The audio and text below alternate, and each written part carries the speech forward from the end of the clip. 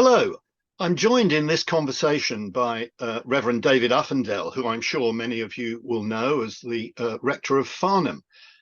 So, David, thank you very much for your time this morning. I think we got into this possibility of a conversation because you were kind enough to invite me to a meeting to discuss the plans you have a little bit in the future for St Andrews, and it struck me that it would be very useful and very informative to widen the number of people that were aware of what your plans were.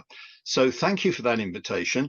There you are, you see, there's no such thing as a free lunch, is there? So I was latched on to you to say, well, would you do one of these conversations? So thank you. Absolutely. You're very, very welcome, Richard. Thank you for the invitation. So before we get into those plans and St Andrews, I thought it might be the right place to start to talk a little bit about your background, and because I was struck that you mentioned the Hull word when I was listening to one of your well, I think it was at the carol service, wasn't it, this week? So it struck me I need to ask you, Hull, background, David Uffindell. So tell me, where did it all begin for you? Yeah, well, it did all begin in Kingston upon Hull, Richard. That's absolutely right. I was born in the early 60s. My family had been in Hull all their life. And so there I was with my sister growing up in family in Kingston upon Hull. Part of East Yorkshire. We're very proud of the three ridings, of course, up in the county. And so I do often talk about it and refer back to it. Yeah. And of course, it's been in and out of Yorkshire, hasn't it, Hull? You refer to the three ridings. Wasn't there a period when it was defined slightly differently? Yes, we try to forget about that, Richard, if we Sorry, possibly can. sorry. There was a little Humberside episode, but I think that came and went. Very good. So, in terms of professional background, where did you get started in terms of your career? So my school career was obviously in Hull, but I left school and went to university in Cambridge. I was at Downing College, Cambridge, which Hmm. interestingly is where I met my wife. She was also a student there. We were both studying law. I was 2 years older than her. And although she practiced for 20 years, following on from her studies, I never did. I went on to do something different, which we might talk about. Um, Indeed. but 3 years of law in Cambridge was where it all began in terms of professional qualifications. Yeah.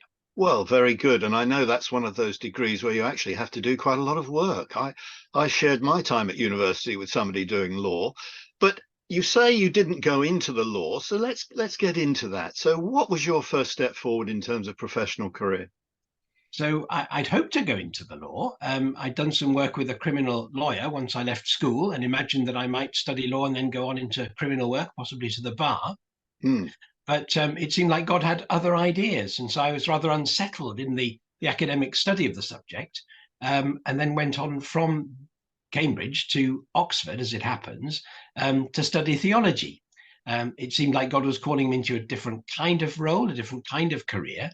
And so 2 years in Oxford and then a year in London meant I had a theology degree to complement my law degree, and then began work in ministry as a trainee vicar. Hmm. So that was quite a moment to switch from, that was obviously in your mind as a calling. I know, speaking to colleagues in your world, they often refer to a moment when it was clear to them that this is what they wanted to do. I sense that was probably true in your case as well. Yeah, I think that's right, Richard. Yeah, I mean, I'd grown up in a church in Hull and seen vicars come and go, seen curates come and go. We were very privileged in those days to have two curates, so two people in training. And so I got to know them and seen what their work was, but never imagined really for a minute that that might be something I would do. Hmm. So that the law seemed a much more attractive and lucrative proposition.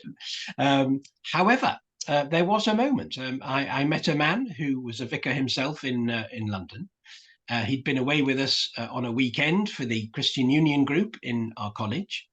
And just as I was helping him to his car with his cases, he stopped and said, "Just before I go, David, I'd just like to ask, have you ever thought about becoming a vicar and doing some training?" And that was, as they say, one of those moments. Hmm. And from that moment, that chance conversation, or perhaps um, not a chance conversation, maybe a deliberate conversation on his part at any rate. Asked various people, talked to various people, considered various options. And everywhere I spoke, in family, friends, colleagues, a real sense that might well be the right thing to pursue. And so I did, as you do. You ask questions, you put yourself before a selection board, and the rest, as they say, is history. Yeah. Now, I've never asked this question before, but looking back on the path that you've taken in the ministry, has it worked out as you hoped it would, or have there been, bumps in the road, as it were? Gosh, that's a very good question, Richard. Oh, excellent. Yes, it's a very good question. I think it probably has worked out as I imagined it would, in the sense that, I began my career in a parish. I was a curate in a parish in Kingston-on-Thames, and I shall finish my career in a parish here in Farnham. And the call from God and the approval of others, I think, and the encouragement of others, was all around parish ministry. Was around the day-to-day work of baptisms and weddings and funerals and pastoral care for people who are in need. It offers opportunities, of course, for teaching and learning, which is a way of bringing my law and analysis and thinking, strategic thinking, perhaps into what I do.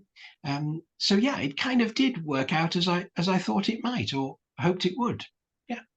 I pick up in something I heard you say, a period abroad. Did you, or am I wrong in that? Did you serve anywhere else other than here? No, no. I've not served abroad. I've visited abroad and seen Right. mission abroad with Tear Fund. I've visited Uganda and Africa. Mm. But no, started off in Kingston upon Thames. So that moved from Kingston upon Hull to Ah, Kingston upon Thames, which yeah. made various people smile up in Yorkshire, as you can imagine, because they're rather different places. And then I worked in Tolworth, Surbiton, just on the edge of the A3. We were there for 6 years in the shadow of Tolworth Tower, and then Mm. moved to Sunningdale in Berkshire, so that's Oxford diocese, and was there for 18 years, which is a very long time. But it's where our family home was. It's where our children grew up, of course, and all their friends still live. And then from there, after 18 years, we moved over to Farnham. Yeah. So let's come into Farnham now. So how long have you actually been rector of Farnham? So we arrived in summer 2016. So 7 years. Yeah. So this is my 8th year. Yeah. Right. And I asked this question a lot, having established that you weren't Farnham born and bred, because there are Indeed. people Farnham born and bred. In fact, my wife, I'm reminded to say that. What was your first impression of Farnham? I guess Sunningdale to Farnham wouldn't be quite a difference as maybe Kingston upon Hull to Farnham would be, but what were your first impressions? Yeah, well, it was very interesting, really. Once we told people or we were able to tell people in Sunningdale that we were coming to Farnham, there were two different reactions. One was, that is an amazing place. You'll absolutely love it. It's quaint. It's really attractive. There are lots of lovely shops and things to do. That was one reaction. The other reaction was, where's that? Which is just bizarre, given that it's about half an hour away. Yeah. Less than 20 miles, and yet really a very different feel from Sunningdale in Berkshire, and certainly very different from Kingston upon Hull. But first impressions, interestingly, I came to Farnham to a concert. That was my first, well, no, my first engagement with Farnham really was Elphick's, because Catherine's family was from Ash Vale. And so when I visited from time to time, we would come into Farnham for a visit, for coffee and a walk around. And we visited Elphick's. But later on, I came to a concert. And a friend of mine was singing in a local choir. And some friends from Sunningdale had a daughter who was singing in the same choir. We kind of discovered that this event was happening, and in fact we were both planning to go, and so we came together, and this concert was in St Andrew's Church. Mm. And so that was my first experience of walking from the car park down the cobbled streets, the little lanes, of course, which we know so well now, and into St Andrew's Church, and realized that Farnham was quite a quaint and attractive and interesting place. But at that point, still, this is 18 months, 2 years before I actually came as the rector here, no, thought that I might. Just Hmm. enjoyed the evening and had a great time listening to the music. It's almost like that calling repeating itself, or maybe serendipity. But it's interesting what you say, that people react and say, Farnham, where's that? I mean, I've come across that before. Um, and I wonder whether that is, could it be an advantage or a disadvantage for Farnham? We sometimes feel, as we're on the boundary of Surrey, that we get perhaps overlooked a little bit in terms of the county council or even the borough council. Maybe they forget us from time to time. What do you think? Well, that may be advantageous. I don't know. When we lived in Sunningdale, there was always the thought that we were forgotten by Windsor and Maidenhead, which was the local authority there. So I've lived in border territory before. And of course, as you say, we're right on the border of Hampshire. Well, we're on the border of Winchester Diocese too, of course, and there's lots of history there. Yeah. It does mean that we're quite a way in some senses from the centre of the diocese too. In many ways, though, I think it's possibly helpful. Yeah. One of the Does things it give you a feeling of more independence being on the edge of the diocese? Or are you somebody that claims your independence in your role anyway? I think there is independence in the geography. I think that's absolutely right. Mm. But what's particularly attractive is that the cathedral and the centre of the diocese, in that sense, isn't too far away. So we're not just round the corner, but we're not a million miles away. And of course, when I was in Southwark, I was right on the edge of the western edge in Tolworth Surbiton. Mm. The diocesan HQ was right in Borough High Street. That, although again geographically not very far away, felt miles and miles away. So this is a curious difference, just because Surrey is different from southwest London into London. Exactly. And of course, they carved out the Diocese of Guildford, didn't they, from the original Southwark, if I'm From right in Winchester. my history. Oh, from Winchester. From Yes, Winchester. from Winchester. Well, let's come to St Andrews. We've talked about the impression of Farnham. What about, as rector, your impression of St Andrews when you took on the role? Well, of course, when you come to a clergy job, there are a number of things that you notice. One of the things you notice is the profile that they send you, in terms of even thinking about applying for the job. And so Ah, you read through how the people in the church congregation regard themselves, and how they set out what they're looking for in a new rector. So there's something to read. And then, of course, there's something to see. You come to see the building. Well, of course, I'd seen the building when I'd come to this concert and had a proper look round this time. And you also, of course, get to see the rectory, the house that you live in if you're appointed to the job. And you get to see the town. You have a proper wander round, with a view then to thinking, well, what would it be like to live here? And all of those things were really positive. The profile was really positive in terms of the history of the church and what they were looking for in terms of a new person coming to lead them into the next phase of ministry and mission. The church building was extraordinary, with the pavilions and the plans that they'd been through Andrew Tuck in particular, and those who worked with him, to make it more accommodating for community events and activity. The house, of course, is an extraordinary Georgian house to live in, and that's a huge privilege for us, and wonderful for the family. And the town itself has got such a lot going for it. One of the things I've really valued is the way the town council takes a lead in providing activity for residents of the town and for the community in so many different ways during the year, mm. with a desire to get people together. I think in many ways, and that's a very positive review of the advantages of Farnham, and we should never forget it. You know, in the midst of all the development and one thing and another, those impressions I think are important, and I certainly identify with them. And with the town council, which technically is a parish council, we sort of feel as though we punch above our weight in so many different ways. And I sort of feel that's true of St Andrews, standing there magnificently in its environment. It seems bigger than just a parish church. Um, let's talk a little bit about its history. So I know Yeah. it's got a fascinating history. It goes back a long way, doesn't it? Yes, it does. I mean, there's been a Christian presence here in Farnham since Saxon times, so 7th century. And obviously, there's been developments since then in lots of different ways. Of course, our church, St Andrews, was a Catholic church originally, because every church in the land was a Catholic church. If it's old enough, it would have been. And we often have interesting conversations with Father Niven up at St John's about the oldest church in the town. But obviously it became a Church of England church. It's had a history of Presbyterianism as well. But obviously more recently there have been developments in terms of the internal reordering, which have been a desire to reach out more into the community and to be a better community hub. Sorry, when you say reordering, what do you mean by that? So reordering, Richard, is a kind of a technical term that for whatever reason churches use in terms of reorganizing things inside. We might say refurbishing, we might say redeveloping, but reordering is a particular sort of churchy word. And so what that means is, historically, that there have been galleries in the church that have been installed and then taken away. There have been chapels that have been built and then removed. More recently, of course, the pavilions has arrived as a kind of church hall within the building. So yeah, lots of different ways in which people have thought about how this church can be more effective in its mission and ministry, and how accommodating can it be, how better can it be available to the town. I'm struck by the view you get from various places in and around Farnham of the church sitting there over the town, and particularly the Bishop's Meadow. As you walk through Bishop's Meadow and you see the church tower.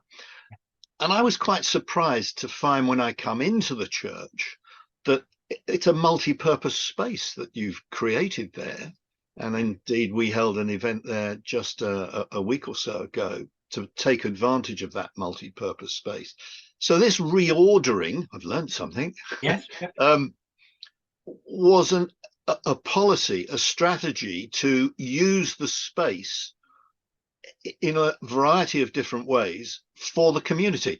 Wasn't that, in a sense, what, going back to cathedrals in their time and parish churches were? We're going back to something here, but yes, in a modern context, aren't we? Yeah. No, you're absolutely right. I took a sabbatical in 2007 and visited a number of churches around the country for a particular purpose. One of the churches I visited was York Minster. And York Minster, for whatever reason, that particular time of year, was completely empty of chairs. And it was the most extraordinary view, as you can imagine, the cavernous building, but completely empty of chairs. And as you say, the history and origin was that churches were community buildings. They were used for all kinds of different things, and all kinds of different things, animals, people would come in and make use of them. Is that something that sits well with people? Do you find you've got different camps, those that love that and make use of the space, those perhaps with a more traditional view? Well, yeah, absolutely. We have both, and in terms of perspective and view. But of course, the hard work was done by my predecessor, but one, Andrew Tuck, in terms of driving things forward in order to make the church more accessible and more accommodating. But you're absolutely right, Richard. I mean, we have a visitors book. I'm not sure whether you've seen it necessarily, but it sits in the church. It's open, as you know, the church is open from 8 o'clock in the morning till dusk.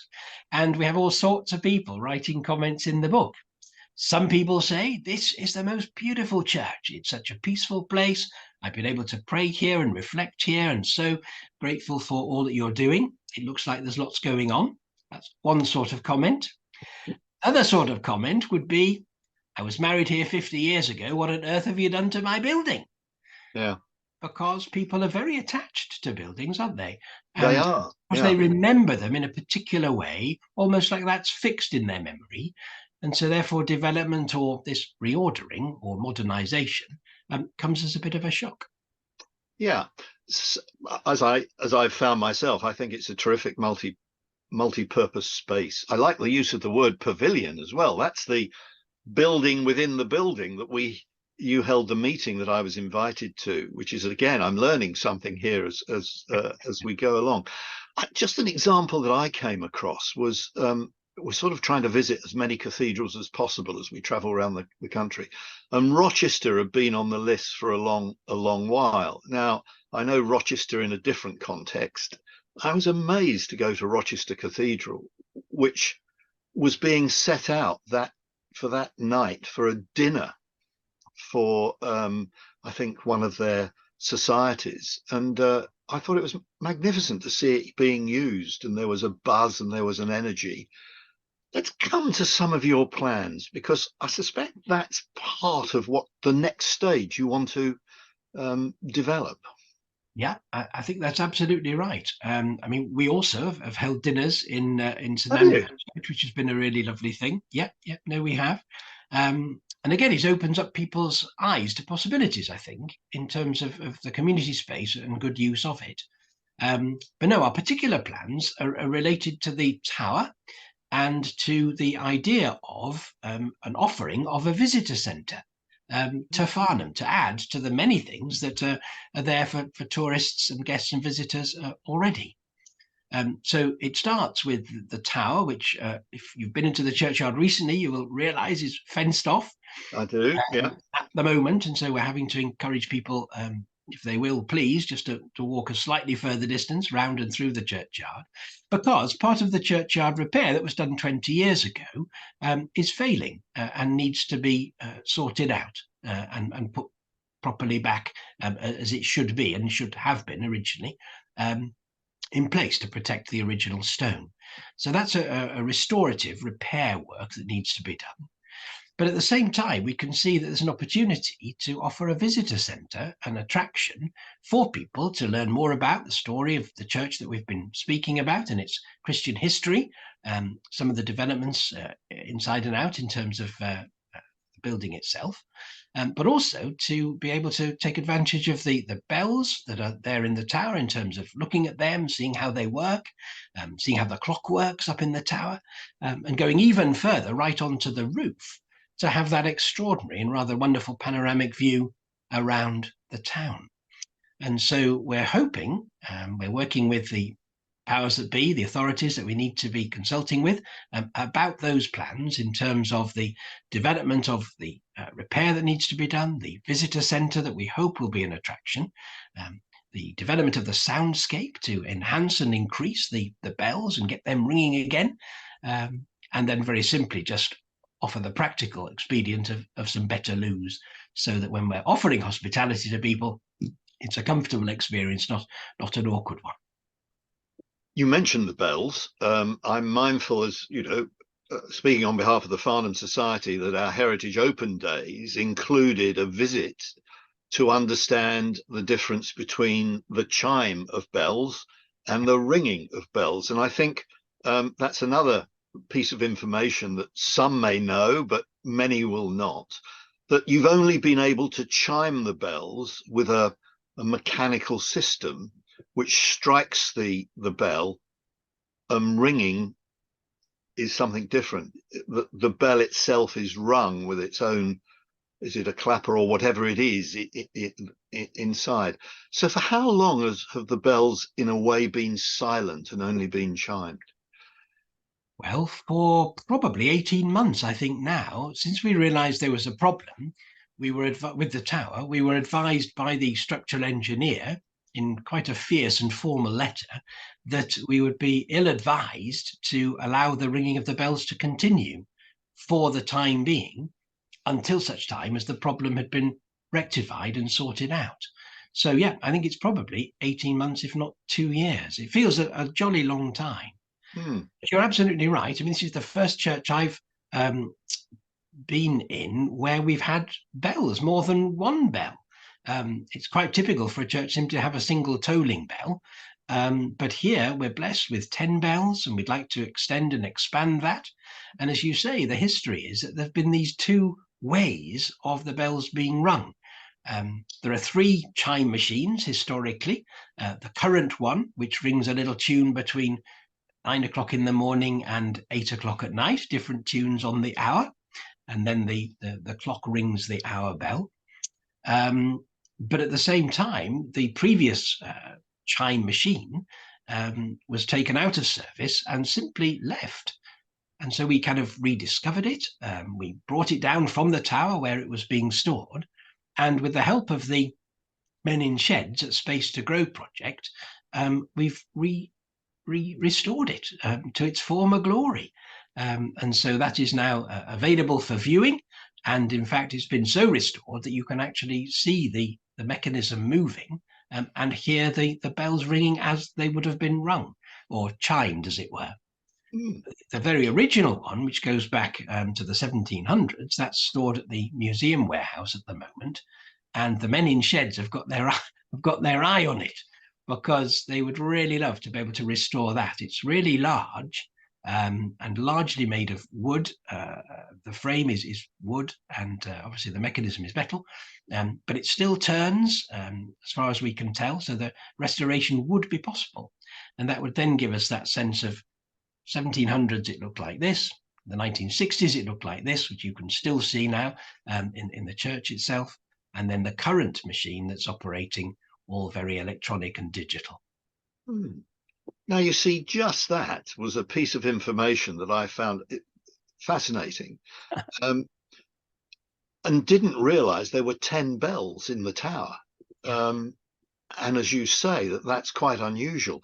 In a sense, this sort of matches what we've been talking about punching above our weight in many ways in Farnham. We have a parish church, which is much more than many parish churches are. Do you have other plans if you can get the bells ringing? I mean, yes, a visitor centre, which would be about history, but anything else that you have in mind? I mean, I think if a visitor centre were to be possible, and as you realise, we're still waiting for permissions and approvals, but we're really hoping that would be a good direction of travel. And I mean, that could then lead on, I would have thought, to all kinds of other possibilities. Pop-up bookshop, potentially, pop-up cafe, potentially, maybe even to house some of the tourist information for the town, so that when people would come off the train, their first port of call would be the parish church, where they'd find out about other activities and attractions in the town, which they could then take themselves off to. It would be a lovely way, I think, if that were possible, of underlining our role in the community and offering us as a first port of call for the guest or visitor. Talked about the tower. I mean, being able to go to the roof of the tower and see that perspective of Farnham. But the tower wasn't always as tall as it is now, as dominant in the landscape as it is now, was it? No, you're absolutely right. I mean, the tower originally was really quite short, and you might say a bit short and stubby. But it was the Victorians who decided they would like to add the part that we now see at the top with the pinnacles. And of course, they, in a sense, we might say, of course, there's a bit of a problem, because that adds a massive amount of weight onto a structure which somebody has described as a fancy chimney. But you see the point, that you're adding a huge amount of weight to something that wasn't ever intended really to take that weight. And so we're having now to take measures to make it more stable and secure, so that the Victorians can be pleased that we're not removing the pinnacles, but we are making the whole thing safe and secure. And you're right, in its present form, it has become an iconic building. And that particular view, that particular aspect, whether it's a photograph that we see all over the place, or pictures and drawings that people have done, really capture the essence, I think, of Farnham. And it's really lovely for us to feel that it's the church that is the symbol. You've talked about getting the bells back to being rung, which of course gets us into the availability of bell ringers to actually do that. And the reason I asked you the question of how long is it since they were rung, presumably we still have a number of bell ringers that would love to get back to doing what they were doing. I'm hesitant to say campanologists or something like that, whatever the term is. No, that's right. So that's the right term. Yes, campanologists. Yes, presumably you have those in the church community. Yes, still. They've had a really tough time, Richard, because it's simply not been possible for them to do what they absolutely love doing. And as you may know, we've been, because of the size and scale of our Peel, we've had people come from all parts of the country to ring. They make appointments and they make arrangements, and particularly in the summertime, early summer Sunday evenings, they really enjoy coming and experiencing the opportunity to ring here. So it is a thing. And of course, for our local team, they've just not been able to do that. And so certainly in the early days when we had COVID to deal with, this was slightly before the structural engineer's letter, Mm. but there were electronic means, I think, of the bell ringers kind of staying in touch with each other and working together to make sure that they could still listen to each other and work together as a team.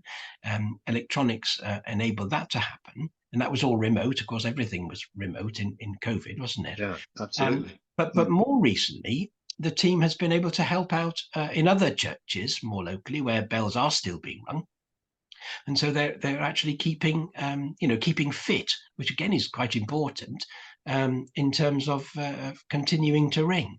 But sad and disappointed that it's not been able to be here for the while. But the other part of all of this, in terms of thinking about the future, is that we're so grateful that we've got this wonderful link with Morehouse School. So the head teacher at Morehouse School and the director of music are both part of our bell ringing team. And of course, they are able to encourage younger students to come. And so on bell ringing night, which traditionally was a Tuesday night, it wasn't unusual for the team to be gathered with some of the youngsters who, I hesitate to say this, but they were literally learning the ropes. They were learning how to ring and to be part of a team. And of course, it's such a good thing because it's a discipline thing, it's a listening thing, it's a paying attention thing, and it's being part of a team thing, which for youngsters is a really lovely thing to be able to experience. And so we hope, if we're able to develop the soundscape as we imagine we will and extend the bells, not only students from Morehouse, but other students from town, other schools will be able to come and learn as well. Well, that was going to be a direction of my question, that with this facility, it opens up the possibility of training other bell ringers, like a sort of a teaching hospital equivalent, a teaching, training school almost. Training school. Yes. That we've used the word "if" quite a lot in our chat here. If this, if that. So just focusing on the tower, and it is, you've got the fencing up at the moment. Is it going to move to if, in the sense of there's provision to get that work done, or does it now depend on raising funds or whatever? Yeah, well, the ifs are basically around two things. One, permissions and approvals, which we've mentioned already and said that that's something that we're working on and hoping for. I hoped I might, by the time of this conversation, be able to have said we've had one, but we haven't yet. And of course, this is from the diocese. We're waiting for them to meet and then report back. But so that's one set of ifs. The other set of ifs, rightly as you mentioned, is to do with fundraising. And what we're really hoping is that an application to the Heritage Lottery Fund will be successful, because we feel with the scope of the project, as I've outlined it to you, we really meet the criteria that they're looking for in terms of funding heritage projects. And if that were the case and we were successful and we achieved an amount of money that would be significant in terms of allowing the project to proceed, then that would be fantastic.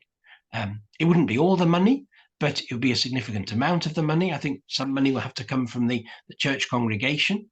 But I think also we would really hope that money might also come from the town, from people of goodwill who, for all the reasons that we've mentioned about the church being a community hub and a place of excellence in different ways, might feel that supporting this project would be something they'd like to do.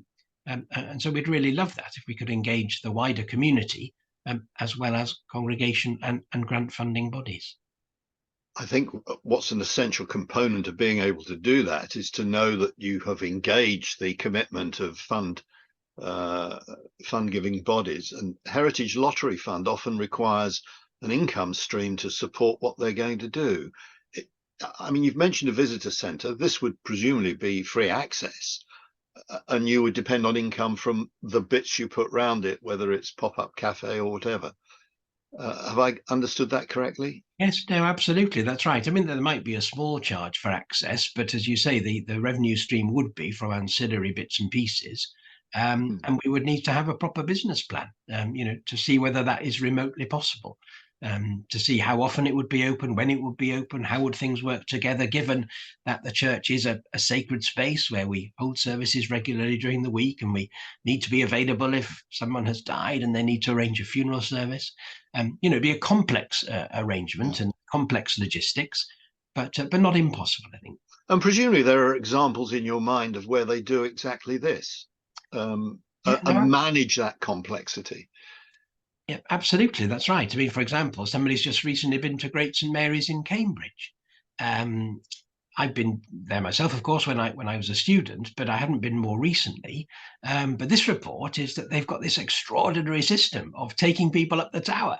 Ah. One or two key things that they've drawn from that visit, in conversation, of course, with the people who have organised it all and run it day by day, which we can learn from and implement here potentially. Yeah. And what's the sort of timing that you have in mind for this vision? Well, we would love to feel that there could be work started in summer 2024, but that may be a bit ambitious. We would love to feel that because obviously the fencing is irritating, and the sense of having to wait is frustrating.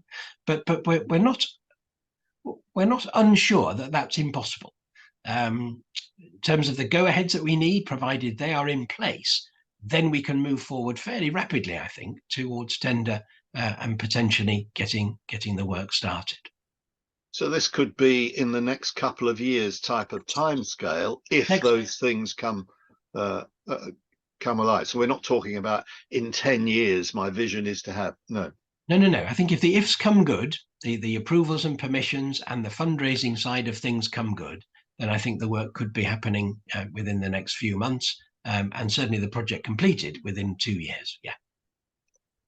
You feel that the use of the space, the multi-purpose space, the community asset is as well known as you'd like it to be in and around the town? Well, so again, it's a really good question. When we had our little meeting with people from the town, representatives of different organisations, of course, including yourself, there was a sense around the table that people didn't know the story. And obviously, we're a bit shocked because we know the story, so we kind of imagine everybody else does. Yeah. But clearly not, and clearly there is a story to tell. And what was really encouraging from the meeting that you've described, but other meetings we've had too, is that people are interested in the story. And so one of the things we need to think about is, well, how do we tell that story better, and to a wider audience? It's a classic, this is an internalization. We know the story, so everybody must know the story. Actually, Yeah. well, as you've just explained, that isn't the case. And certainly, I think it's an interesting story. I think it needs to be made accessible. It needs to be told. And certainly use of the space, certainly I'll be coming back when we have a need to use the space. Yeah. So if we can do anything to help with that, I mean, getting it done, then I think as an organization and many other organizations would be interested in it. We sort of feel that actually it's within your area and therefore we don't get that access, but actually that's completely wrong. You're encouraging as wide access as possible. Absolutely, as much as we possibly can, Richard, for the building to be there for as many people in the community as would like to take advantage of it and make use of it. I mean, one of the significant things that we did just before COVID was to introduce sound and vision, which again many churches have had to face and think about and do. But again, people who visit and see our screens and our audiovisual facility seem to say, it's one of the best they've seen. If you watch us on live stream, the quality of the pictures is extraordinarily good. And this is a technical team that's emerged post-COVID, really out of nowhere, but responding to a need, so that we're Yes. able to offer not only for our own church services on YouTube and so on, but also for community groups to make use of those things too. Yeah, well, as you know, we've taken advantage of doing that. So and successfully. So certainly something we will promote. Let me come back to you as we come to the end of our conversation. I've nearly finished my coffee. I probably know the answer to this, but it's a question I always put at the end. What next for Reverend H. David Uffindell? Oh gosh. Well, the next thing for me, apart from and aside from the plans that we've been speaking about in terms of the building, two things really. One is that one of my desires is to improve and increase training opportunities for people in our church community. Because, you know, I'm the only paid person here in terms of clergy, and yet we've got lots of capable, competent people. And so to encourage them into training opportunities and to sharing the journey with me in terms of leading the congregation in other ways is something I'm really quite passionate about. And I can see this would be a really good opportunity to think about that. But also, you know, thinking about next steps. I'm not getting any younger. Richard, I won't be here forever. Retirement isn't just around the corner, but it's not a million miles off. And so again, thinking about the future and what we might be able to achieve while I am still here, and able to make good use of the wonderful connections that I've been able to make over 7 years, and see how we can develop those little partnerships more, work together better, and together look at opportunities that we might not even have thought about at the moment, but are out there. One of the things that emerged from the conversation you described that we had with people from the town was that they, including you, had ideas that we hadn't thought of. And that was just lovely, because we haven't got all the answers, but perhaps together we can work on some of the needs that people see around and ways in which we could help that we didn't even know we could. And if I can be part of that for the next few years, that would be fantastic. Well, and that reflects St Andrews at the core of the Farnham community, which is what it was in years gone by, and clearly what you want to make it going forward with the plans that you have. David, thank you very much for sharing this time with me. I'm going to end with this tricky question. The Reverend H. David Uffindell, you chose not to use the H. I wonder what it stands for. Yes, well, my parents really chose not to use the H. That's the truth of it. So H is for Harold. My paternal grandfather was Harold, and he died when my dad was 16. So although I say my paternal grandfather, of course, I never knew him. And so my parents wanted to include as a tribute to him, to honor him, I think, to keep his name alive, to include that in my name. But they always thought I looked like a David. And on that note, we know you as David. David, thank you for your time. Rector of Farnham and the Reverend David Uffindell of a growing, ambitious plan for St Andrew's Church. Thanks very much indeed. Thank you very much indeed, Richard. It's been lovely to talk with you.